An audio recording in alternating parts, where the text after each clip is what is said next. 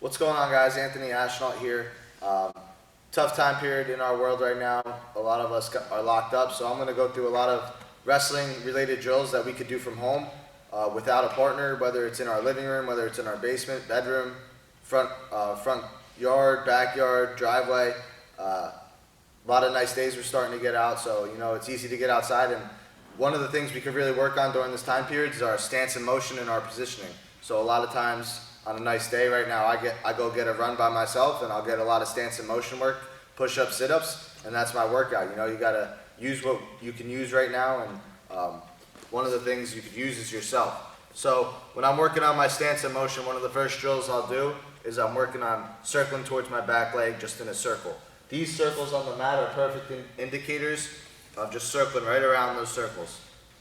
Without a circle, it doesn't really matter. I'm always gonna start with my lead leg forward. I'm a lefty, so my left leg's forward, ready to attack. My arms are down. I like to be able to always have my arms able to come into my hip pockets to defend myself, and always able to drop down and defend my legs. Here is a good indicator. I like to be able to touch the mat pretty easily by just lowering my level, bending my knees. So now the actual drill is, once we're getting set, once we feel good about our position, I'll set a timer, a mental timer for about 15 to 20 seconds, and I just start moving in a circle towards my trail leg, my back leg, which is my weak side, my right leg. So whistle blows or imaginary whistle, moving in a circle, just moving, keeping those arms in that zone where I can get them to the mat, but I can get them to my hip pockets. Time, shake it out. Now I'm going to do the same thing to my weak side. Even though I'm not going to have my right leg forward, I want to practice the motion to the left side, get familiar with it. Get set up the same way. Back, trail legs forward this time, hip pocket check. Boop.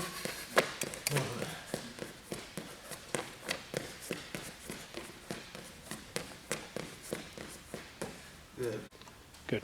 Once you go through those two warm-up drills, you could do them 2 to 3 times each direction, rotating.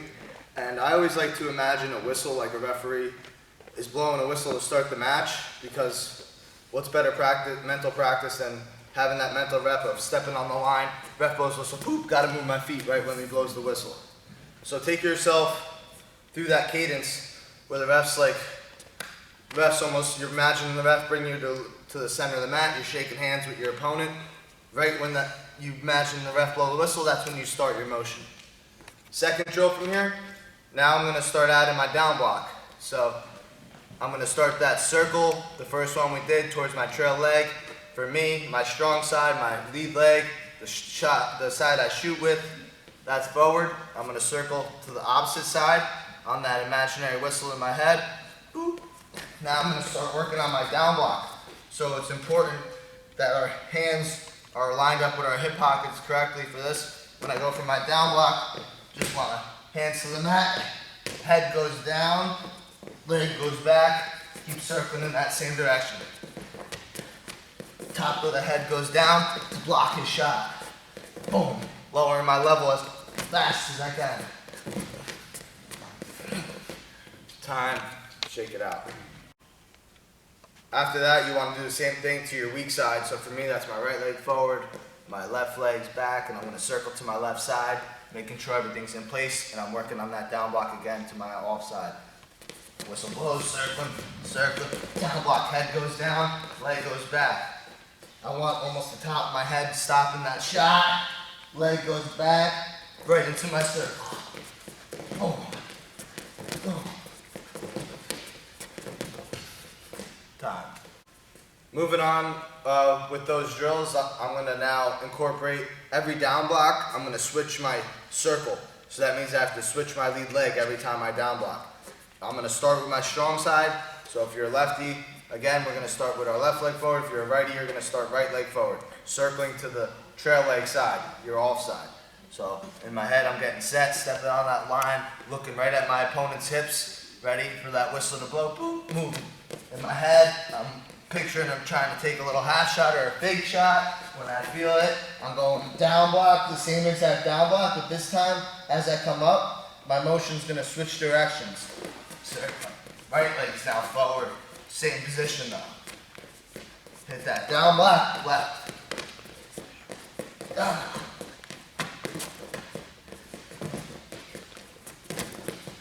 And this is more the realistic one that you're gonna get in a match. You can't just down block, down block, down block and run out of bounds.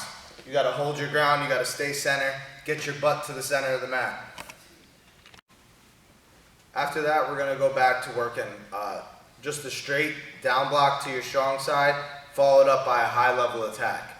So now we're gonna be moving in that circle direction, and every time that we down block, I'm gonna follow it up. That same leg that goes to down block is gonna come strong, step like I'm stepping to a high single. There's two variations that I like to do, almost depending on where my guy's lead leg is. If he's a lefty, so I'm a lefty, his leg, left leg, and I get a down block, sometimes I like to down block and push off this leg that's already down blocking into my shot.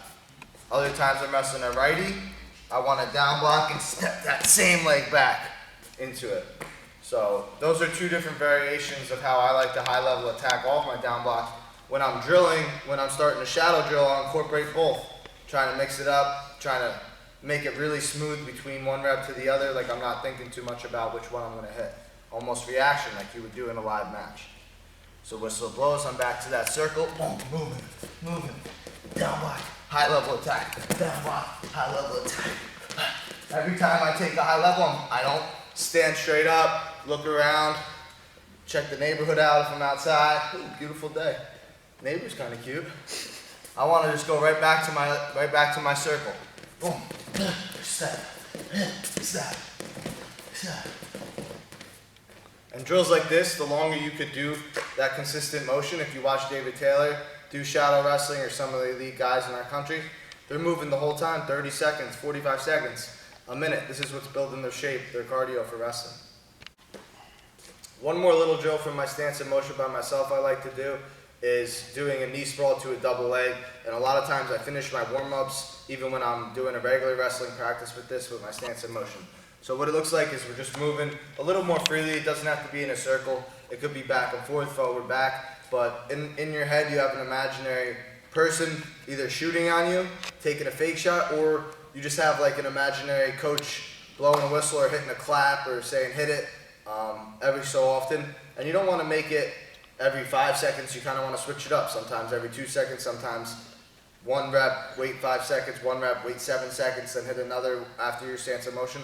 This is a little bit of what it'll look like. So I'm going to go, once I'm moving, I'm going knee sprawl. I just want to drop my hands, drop my level. I'm hitting my knees for a split second. When I pop up, I want my feet set for that shot, double leg takedown. Running my feet straight through, back to my stance, moving. Knee sprawl, set my feet, boom, driving through. So this is what it'll look like a little faster. 2.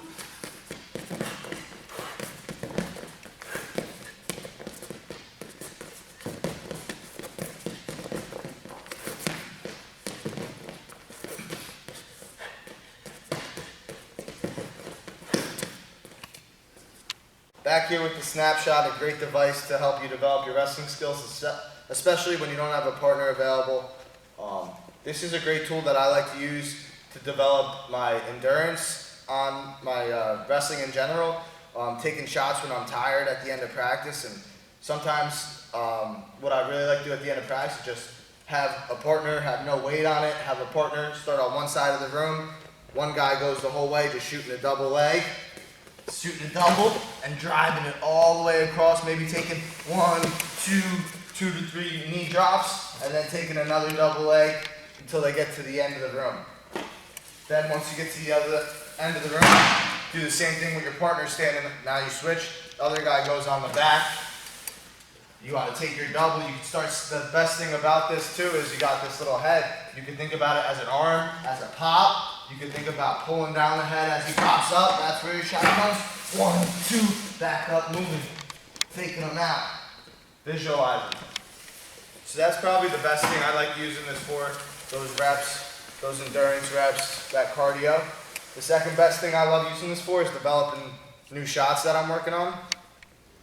So I mean, if you don't have a sled at home, maybe you have a stronger brother and sister, mom, dad, that you could get to just kind of stand there like a dummy like this.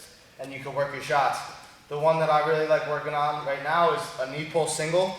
So with a partner, a knee pull single is almost like a sweep single leg, but I'm reaching with the opposite hand. You could either go at the knee, at the ankle, a lot of variations, and you pull yourself into a single. With the shot sled, it's very simple. It's the same thing. You put a little weight so it doesn't move around too much. You work on this as a set. You're moving around. You can create a little bit more motion without him moving. Figure out what setup kind of works for you. And when you go, you snake it just like it's a leg. Bring yourself around it, get in a position. For this one, it's not more of a knee pound. Maybe just one knee pound into him and get back up to the position. And I like going, the best thing about this, I can work both sides without worrying about what lead leg my partner is, how awkward it is for him. Into it, get back up. Then I'll start maybe working a fake to one side to that shot, so I can start developing some more setups. Fake, come back to that other side.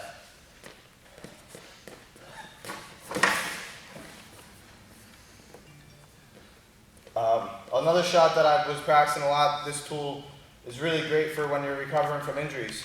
I was going through a knee injury, I couldn't be wrestling every day, so I started getting my timing back, working on this thing, getting my ankle picks back, working on penetrating to a high crotch. I would have good vision in my head about the action that I would take my opponent through, and I'd be working my ankle pick just by imagining that this was the head, pulling him, get his foot set, a couple times going down, not getting it, switching sides, pulling, till I could get to my ankle pick.